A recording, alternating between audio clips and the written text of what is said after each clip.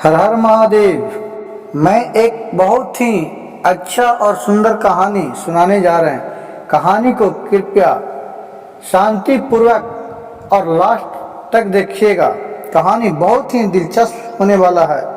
अगर जो भी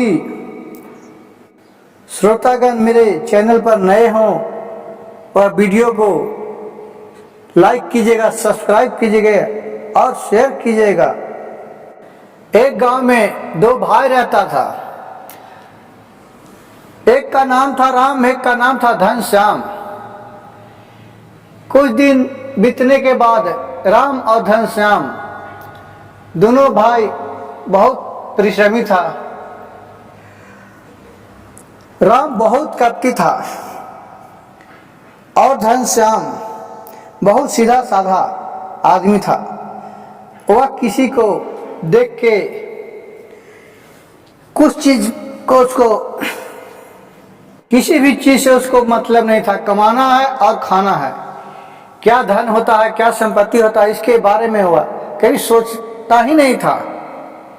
लेकिन जो उसका राम था, जो भाई बहुत ही कपटी था, उससे कमाता था और जितना भी पैसा कौड़ी रुपया था रखना इसी को काम था और खेती गृहस्थी भी इसी को करना था। एक समय होते होते बहुत ही धनवान आदमी बन गया। छोटा भाई, दोनों भाई के शादी हो गया। कुछ दिन चलने के बाद दोनों अपने बहू में लड़ाई झगड़ा होने लगे। दोनों भाई बोला, बहू लड़ते झगड़ती थी। बहू के बात पे आके जो भाई पैसा कौड़ी ढेर दिन से रखा हुआ था घनश्याम, वह कहा, भाई अब तुम अपना अलगे देख लो, मैं अपना देख लूंगा, तुम्हारी औरत बहुत खराब है। यह सुनकर बोला कि भैया आपको जैसा इच्छा, मैं तो कुछ नहीं जानता हूं। कहा कि तुम क्या लेगा बोलो। कहा मैं क्या लूंगा, हमको तो कुछ पता नहीं है, जो आपको इच्छा है जो दे दीजिए। उसको एक छोटा सा घोड़ा दे दिया और जितना भी बड़ा घोड़ा था वो अपने रख लिया और उसको टाट टिकू पलता ये जमीन था वो भाई को दे दिया, जो सीधा भाई था ये। लेकिन तो पर भी वो भाई बहुत खुश था। उन्हें कहा कि शुरू से कमाते था तो उसको कमाने का आदत था और किसी को बुराई देखने का उसको आदत नहीं था। जो कमाता था उसी में खुशी रहता था। वह घोड़ा को धीरे धीरे खिया पिया के और इतना तेज उसको घोड़ा हो गया कि उसका टक्कर में उस राज्य में कोई घोड़ा नहीं रहे। घंटों के काम मिनटों में कर दे। एक घोड़ा इतने चलने में तेज था। इस घोड़ा को देखकर जो उसका भाई था, जो सब घोड़ा ले लिया था, वो बहुत जरते रहता था कि वो साला घोड़ा देखो तो कितना तेज है। उसको एक घोड़ा देखकर भी उसको संतोष नहीं था। एक दिन के बात हुआ कि इसको कोई साहूकार आया और बोला, भाई मेरा 2 कोस आगे जमीन है, 10 बीघा जमीन है, उसको तुम जोते कोरेगा, वहां मर मशीन तुमको लगा देते हैं, किसी तरह का कमी नहीं है। यह तैयार हो गया कि चलो भाई टाट टिक ऊपर है, इससे अच्छा तो है कमाए खाएंगे। जाते हैं 2 महीना में एक के काम है, अपना धान उन है जो रोप के चल आऊंगा। फिर वह घोड़ा पर सवार होके जा रहा था। रास्ते में उसका भाई का घर पड़ता था, जो का बहुत बड़ी घोड़ा था। भाई के पास पहुंचा, कहा कि अब खेत पर कने रखूंगा घोड़ा वोड़ा, भाई के पास छोड़ देते हैं क्योंकि वो घोड़ा है, इनके साथ अपना रख लेंगे। भाई भी गए, कहा कि भाई को देखकर कहा, हाँ भाई क्या बात है, बहुत सवेरे आ गया। कहा कि भैया हमको थोड़ा काम मिला है, यहाँ से 1 कोस आगे है, वहाँ 10 बीघा जमीन एक साहूकार का है। वो साहूकार बोला कि जाओ वहाँ जोत कोर लेना, जो भी होगा, जो अपना दोनों को आधे हाथ बांट लेंगे और सारी चीज का वहाँ व्यवस्था है। तो सोच रहे हैं कि घोड़ा क्यों ना आप ही के पास रहने देते हैं, उधर से जब काम करके आएंगे तो फिर घोड़ा लेके चल जाएंगे। इसका कपटी भाई था, कहा नहीं नहीं भाई बहुत अच्छा बहुत अच्छा, ठीक है रहने दो। घोड़ा को वहीं छोड़ दिया और अपना वहां से चल दिया। अपना वहां काम करने लगा, धान रोपने लगा। अच्छा तो जुताई कुराई हो गया। जब 1 महीना पार हो गया, इसका जो कपटी भाई था, राम का जो भाई था ये घनश्याम, वह क्या करता था कि इसको घोड़ा को खाने के लिए आधा पेट देता था और जितना भी बार बाजार करना रहता था सब इसी को घोड़ा पर जाके काम करता था। ऐसी करते करते घोड़ा उसको बहुत कमजोर हो गया।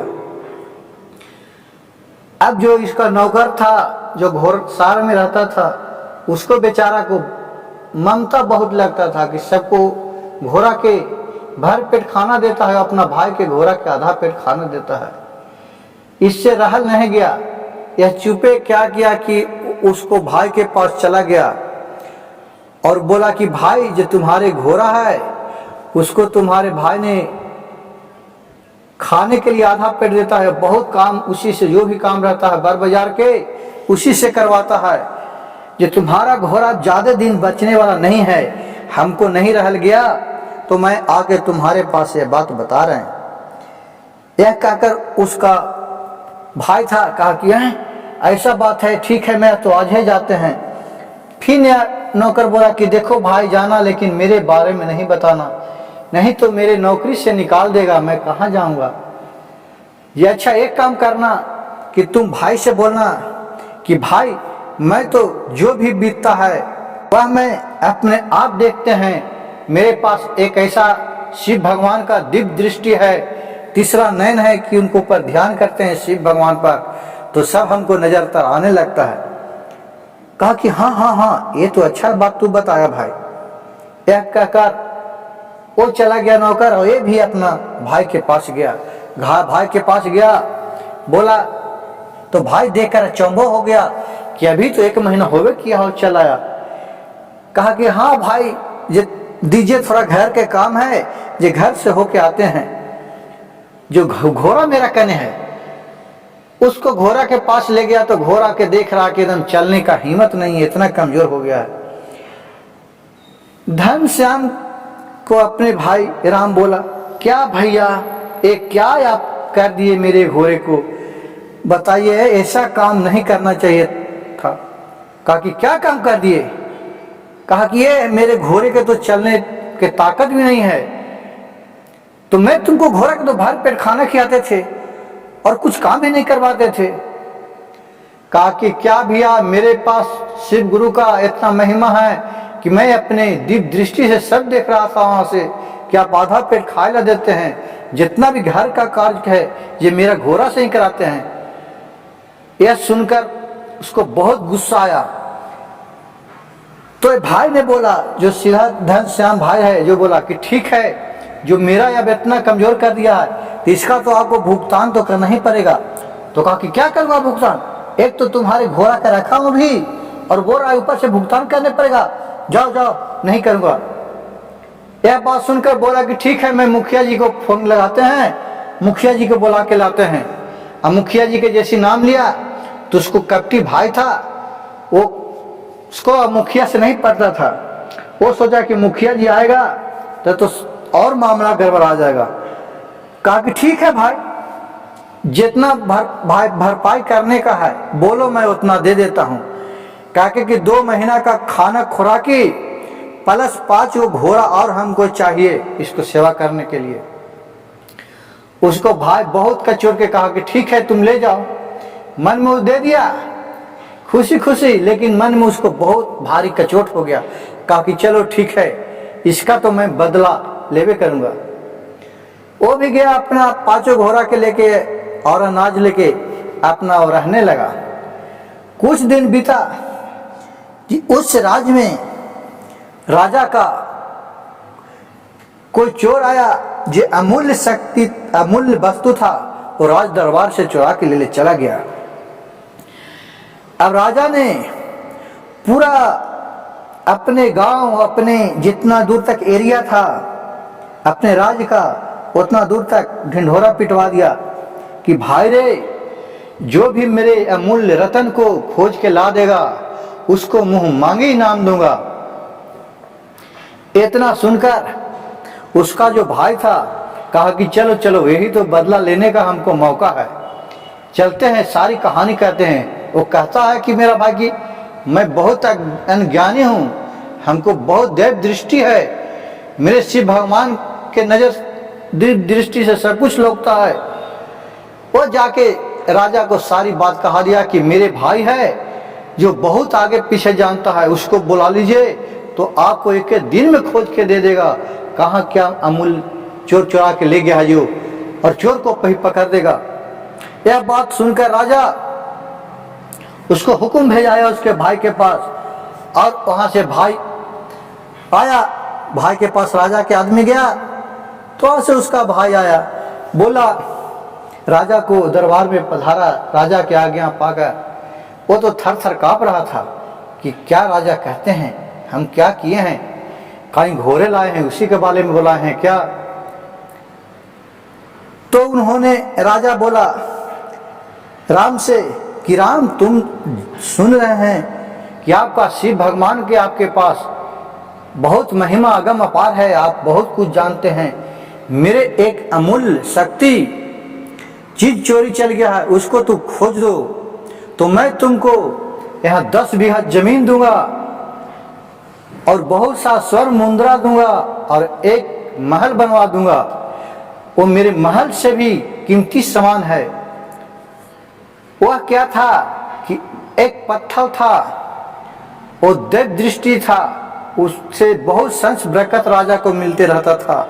जो भी मुंह मांगी खोते थे राजा ध्यान लगाते थे, उस पत्थर से वह मिल जाता था, और वही पत्थर को चोर चुरा के ले भागा। यह सुनकर उसका भाई भगवान पर ध्यान लगाया, बोला कि किस ठीक है भाई, मेरा तो तू बदला ले रहा है, चलो सब ऊपर वाला करने वाले हैं, अब उन्हीं के हाथ में है। राजा से बोले कि ठीक है राजा, मैं तो आपको अमूल्य वस्तु खो देते हैं, लेकिन जो दक्षिण पट्टी का मैदान है वह मैदान को पूरा साफ करवा दीजिए, उस मैदान में एक तंबू तनवा दीजिए, मैं वहां अकेले में आराधना करूंगा, जो भी चोर होगा वह चाहे आपको वह अमूल्य वस्तु बता के जाएगा, और नहीं तो वह उसी जगह जल के भस्म हो जाएगा, और किसी भी तरह के आदमी वहां जाना नहीं चाहिए। और यह बात को पूरा राज्य में आप ढिंढोरा पिटवा दीजिए। यह बात सुनकर राजा पूरा राज्य में ढिंढोरा पिटवा दिया कि उत्तर का दिशा में, दक्षिण का दिशा में जितना भी है उसको खाली जमीन करो, वहां एक तंबू तनवाया जाएगा, एक ज्योतिष आएंगे, वह चोर को अपना ध्यान पूर्वक देखेंगे, जो चोर होगा उसको पकड़ेंगे, उसको बोलेंगे नहीं देगा सामान तो उसको जला के भस्म कर देंगे, और कोई भी उस स्थान पर जाना नहीं भाई। इतना पूरा राज्य में ढिंढोरा पिटवा दिए। उसी रात और अपना जाके ये आराधना करने के लिए जो राम था वह शिव भगवान को आराधना करने के लिए तंबू के अंदर बैठ गया। जब 12 रात बजा है तो ये दोनों चोर है, कहा कि वो तो बहुत लगता है कि पहुंचा हुआ साधु है, हम लोग को तो बचने नहीं देगा, चलो हम लोग भाई जान से बढ़ के कुछ नहीं है, हम लोग चलते हैं, गलती मानेंगे उनको पास, हम लोग के कम से कम जान तो बख्श देंगे, नहीं तो हम लोग को जो चुराए हो भी जाएगा और हम लोग के जान भी चला जाएगा। यह बात दोनों चोर आपस में विचार करके और उनके पास चला गया, महात्मा के पास जो घनश्याम था, वो राम था, जो ध्यान लगे ले था उसके पास, अब बोला, अब पूरा थर थर थर थर कांपने लगा, बोला कि प्रभु महाराज मैं ही वो अमूल्य संपत्ति चुराए हैं, कम से कम हम लोग का जान बख्श दीजिए। यह सुनकर ये तो सोच ही रहा था मन में कि चलो मैं तो ही खोज रहा था, भगवान से ही मना रहे थे। यह अपने बुद्धि लगाया, बोला कि ठीक है तुम लोग के मैं तो कुछ नहीं करूंगा, लेकिन जो अमूल्य सामान है वो कहाँ रखा है तुमको बताओ, और नहीं तो मैं जला के भस्म कर दूंगा। उन लोग थर थर कांपने लगा। चोर कहा कि महाराज, ये जो जंगल है और जो शंकर भगवान का पुराना मंदिर है खंडहर, उसी में वो अमूल्य सामान चुरा के हम रखे हैं, लेकिन हमारे बारे में बताइएगा नहीं राजा के, नहीं तो हमको गर्दन से उड़ा देगा, काट देगा। कहा कि जाओ ठीक है, मैं नहीं बताऊंगा, लेकिन अगर झूठा पकड़ा गया तो मैं तुम लोग के बख्शूंगा नहीं। कहा कि नहीं ठीक है, हम ही लोग चुराए हैं, उसी स्थान पर रखा है। सुबह हुआ, राज दरबार में घनश्याम गए और ये सारी बात बता दिए कि जो जंगल में मंदिर है खंडहर, उसी में आपका मूल सामान रखा हुआ है। मैं अपने तपोबल से देखा हूं, किसी को भी आप बुला वहां भेजवा के आप निकलवाइए। राजा स्वयं गए अपने मंत्रियों के साथ और मंत्री को बोले कि इसमें खोजो। वहां खोजे तो देख रहे हैं कि सही में वो अमूल्य सामान वहां से मिला। यह देखकर राजा बहुत प्रसन्न हुए और वहां से आए और इसको जो मुंह मांगी सामान था उसको 10 बीघा जमीन, बहुत सा संपत्ति और एक महल बनवा के और वो सीधा जो भाई था उसको दे दिया। यह देखकर उसका जो कपटी भाई था वह और अंदर से जलने लगा, लेकिन क्या करे, अब जिसका शिव गुरु का महिमा था ये उस भाई पर नहीं चिढ़ता था, लेकिन वो भाई चिढ़ते रहे। और फिर लास्ट में वो भाई भी आके इससे माफी मांगने लगा कि भाई मैं जो भी किया हूं वह बहुत गलत किया हूं, मैं अपने बदला लेने के चक्कर में तुमको राजा के पास मैं ऐसा बात कहा था, लेकिन ये बात तो सच निकला, अब हमको क्षमा कर दो। यह बात सुनकर उसका भाई कपटी भाई को घनश्याम को गले से लगा लिया और दोनों भाई प्रेम पूर्वक अच्छा तरह रहने लगा। ये वीडियो अगर आपको अच्छा लगे तो मेरे चैनल को लाइक कीजिए, सब्सक्राइब कीजिएगा और कमेंट बॉक्स में हर हर महादेव जरूर लिखिएगा।